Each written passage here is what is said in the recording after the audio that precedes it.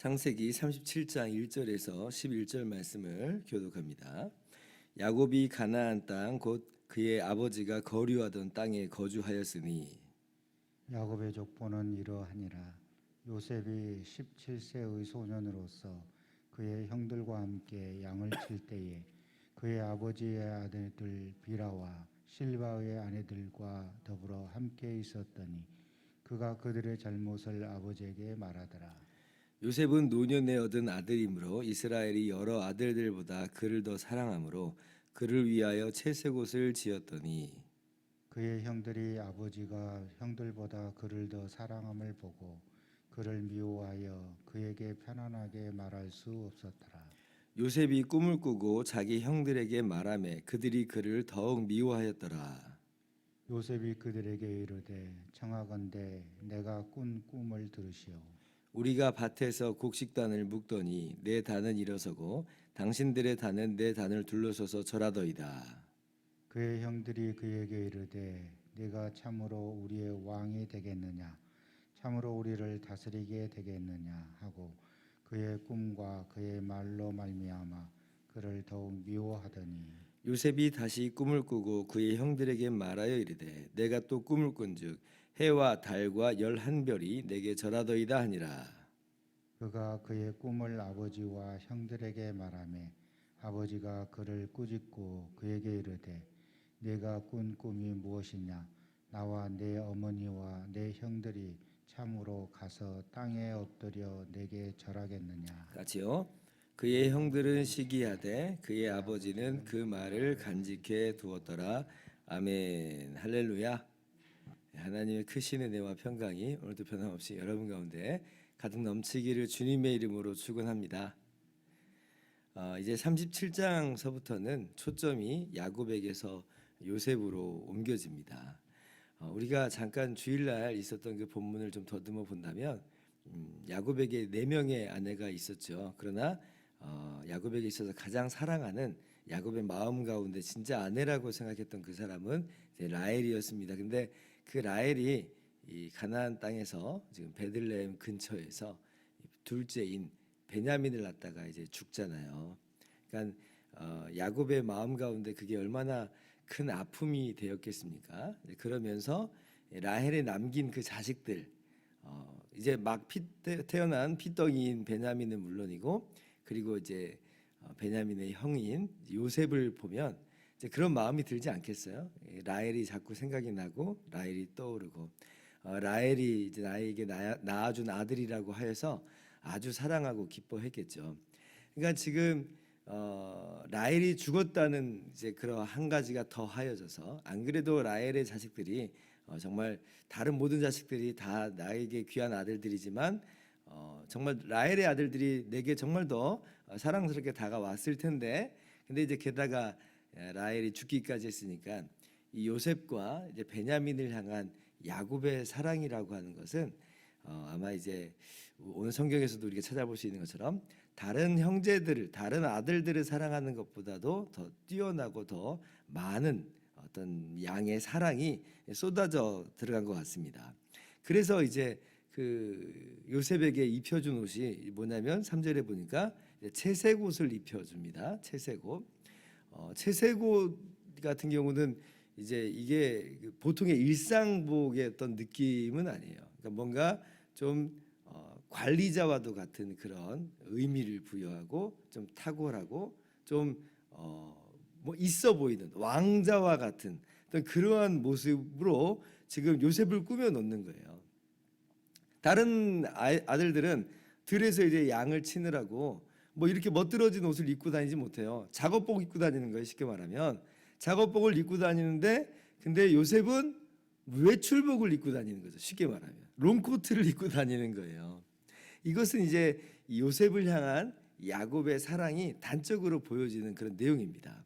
어떤 학자는 이 채색 옷의 의미를 장자권의 의미를 요셉에게 부여했다라고 하는 그런 그 해석도 합니다만은, 근데 일단 뭐 채색옷이라고 하는 이 자체만으로 이미 야곱이 요셉을 장자로 인정했다, 우리가 이렇게까지는 볼 수는 없을 수 있겠어요. 근데 분명한 것까지는 뭐냐면 야곱이 요셉을 그 어떤 아들보다도 사랑하고 편애했다는 겁니다.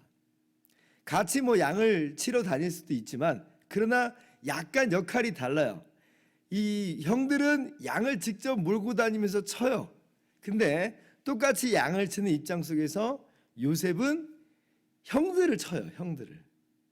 형들은 양을 치는데 요셉은 형들을 칩니다. 그래서 2절 보면 이제 빌하와 실바의 아들들과 더불어 함께 있었더니 그가 그들의 잘못을 아버지에게 말하더라 그러죠.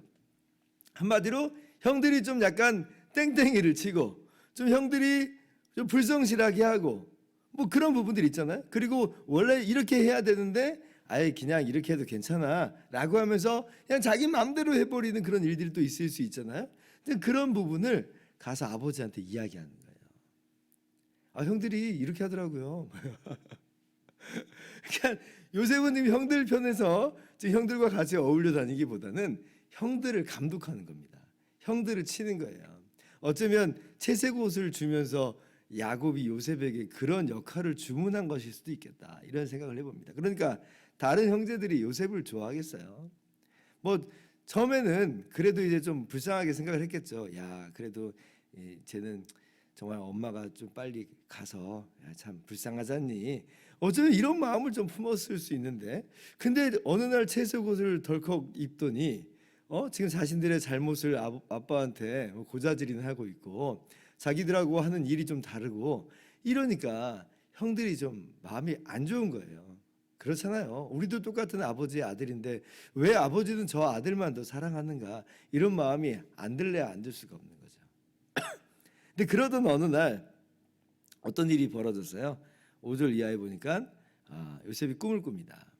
요셉이 뭐 꿈을 꾸고 싶어서 꿨겠어요? 하나님이 꾸게 하신 거죠. 하나님께서 요셉에게 꿈을 주신 거예요. 근데 그 꿈이 어떤 거냐면 곡식단의 꿈인데, 곡식단이 지금 형들과 함께 묶은, 그러니까 일은 뭐 같이 하고 있는 거죠.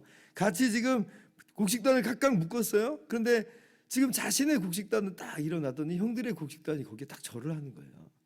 그게 너무 놀래가지고 요셉이 이제 그 꿈을 꾼 다음에 형들에게 이게 이야기를 하잖아요. 오, 형, 내가 지금 되게 이상한 꿈을 꿨어. 신기한 꿈을 꿨는데 야, 아직도 생생해. 라고 하면서 이 이야기를 하는 거예요. 요셉이야 자기가 꾼 꿈이 너무나 생생하고 너무나 또 신기하고 좋고 그러니까 꿈을 얘기했겠지만, 아니 그 꿈을 듣는 형들의 마음도 어떻겠어요? 지금 자기들의 곡식단은 요셉의 곡식단에 절을 했다고 하잖아요. 이게 자기들은 좀 별로 안 좋죠. 좋을 수가 없어요. 이게 무슨 얘기야? 라고 하면서 요셉을 향해서 좀 핀잔을 주고 요셉을 좀 구박하는 그런 장면을 봅니다. 근데 그 꿈이 한 번으로 끝나지 않았죠. 또 한 번 하나님께서 꿈을 허락하시는데 이번에는 더 스케일이 커졌어요. 곡식단 정도가 아니라 해와 달과 11별이 요셉에게 절을 하는 꿈을 꿉니다. 이게 형들만의 이야기가 아니에요. 지금 해와 달까지 지금 등장을 했어요. 그래서 이제는 이 꿈을 아버지한테도 가서 얘기를 합니다. 왜냐하면 이게 지금 보통의 꿈이 아니니까. 그래서 아버지가 있는 데서도 얘기하니까 그 아버지도 사실은 이 꿈이 좀 심상치 않은 꿈이라 이런 짐작이 있었나 봐요. 일단은 야곱은 요셉을 좀 경계를 하고 또 꾸짖습니다. 아무래도 이제 이런 꿈을 꿨을 때는 다른 사람들의 시기와 질투가 있을 수 있잖아요. 어떻게 보면 좀 그걸 조심시키는 그런 일이 일일 수 있는데, 근데 이미 뭐 형들은 마음이 상할 대로 상해 버렸죠. 한 번도 아니고 두 번이나 그런 꿈을 가지고 이야기를 해 되니까, 그러니까 그게 너무나 이제 마음 가운데 분노로서 찾아오는 거예요. 시기와 질투로 찾아오죠. 그래서 이제 그게 어떻게 진행되는지는 우리가 함께 내일 읽을 말씀 속에서 이제 나오게 됩니다. 그러면 오늘 하나님께서 이 요셉에게 주신 이 꿈의 의미가 참 뭔가라고 우리가 한번 생각을 해볼 수 있겠잖아요. 어떤 의미가 있는가? 먼저는 이런 의미가 좀 있을 거라고 봅니다. 하나님께서 참 요셉을 사랑하시는구나 라는 그런 것으로 먼저 이 꿈이 좀 다가와요. 아까도 잠깐 말씀드렸듯이 지금 요셉에게 있어서는 어머니가 지금 세상을 떠난 지 얼마 안 된 상황이잖아요. 어머니의 빈자리가 있잖아요. 어떻게 보면 아버지가 자기를 사랑하지만 자신은 외톨이와 같은 그런 모습입니다. 형들은 지금 자신들의 어머니하고 일을 다 하고 나서 정말 힘들게 해서 어머니와 함께 즐겁게 대화를 나누고 그래요. 아니 그 어머니들도 지금 요셉을 사랑하는 그런 사랑의 표현을 했겠죠. 그런데 라헬이 주는 사랑하고는 다르잖아요. 느낌이 다르잖아요. 감정이 다르잖아요.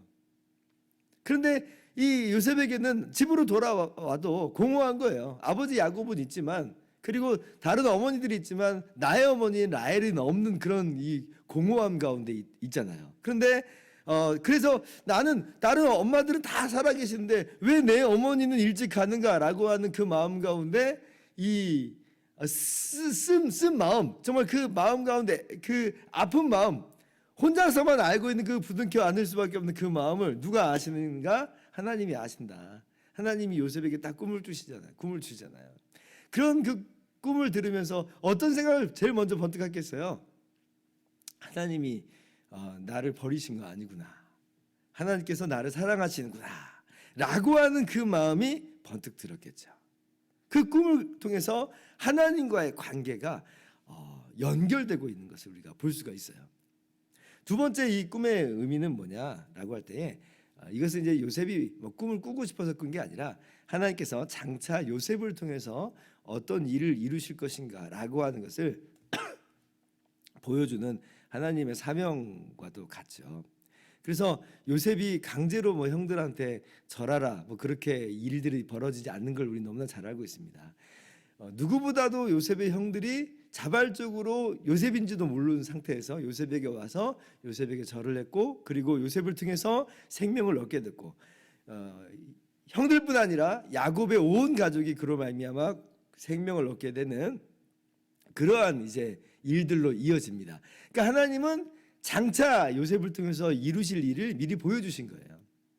요셉에게 어떤 야망을 주시고자 한 것도 아니고, 요셉이 그래가지고 이걸 가지고 어떤 권력을 휘두르고자 하는 그런 의미가 아니라 하나님께서 요셉을 통해서 어떠한 놀라운 일을 행하실 것인가, 그것을 이제 보여주신 것이다. 근데 이제 그거를 형들도 오해를 했고, 그리고 요셉 자신도 사실은 이제 그것을 너무 섣부르게 조심성 좀 없게 그렇게 이야기한 내용들도 좀 있는 것으로 보입니다. 오늘 말씀 속에서 그래서 우리가 우리 자신의 삶을 좀 돌아보는 시간을 가졌으면 좋겠어요. 먼저는 우리에게도 마찬가지예요. 우리에게도 하나님께서 꿈을 주셨어요. 어떤 꿈을 주셨어요? 예수 그리스도 안에서 우리가 영원한 하나님의 나라에 가서 주님과 함께 세세토록 왕노릇하는 그러한 꿈을, 비전을 허락하셨죠. 우리의 소망이 뭐냐? 우리는 이 땅에서 그냥 지극히 평범한 삶을 살아가는 그런 모습처럼 보이지만, 어떻게 보면 안 믿는 다른 사람들하고 비교해서 더 낮은 어떤 생활 수준에서 우리가 살아가는 것처럼 보이지만, 그러나 그렇다고 해서 하나님이 우리를 모르신다거나 버리셨다거나 그런 것이 아니라 예수 그리스도의 십자가로 구원하셨고, 그리고 장차 영광의 나라를 기업으로 주시는 꿈을 주셨어요. 하나님께서 그렇게 우리를 사랑하세요. 그래서 우리가 오늘 요셉의 꿈, 이 꿈을 우리도 동일하게 품을 수 있는 거죠. 맞아, 하나님께서 내게도 꿈을 주셨지. 하나님이 그만큼 나를 사랑하시지 라고 하는 거룩한 자존감을 가지시고, 그렇게 하나님께 사랑받는 자임을 깨달아 아시기를 바랍니다. 그리고 하나님께서 내게 또 주신 또 사명을 우리가 좀 돌아보았으면 좋겠어요.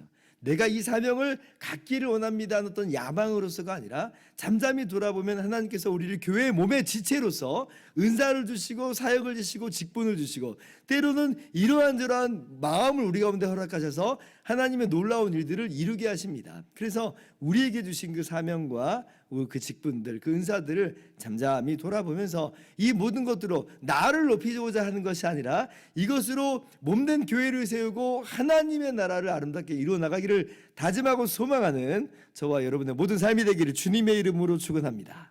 기도하겠습니다.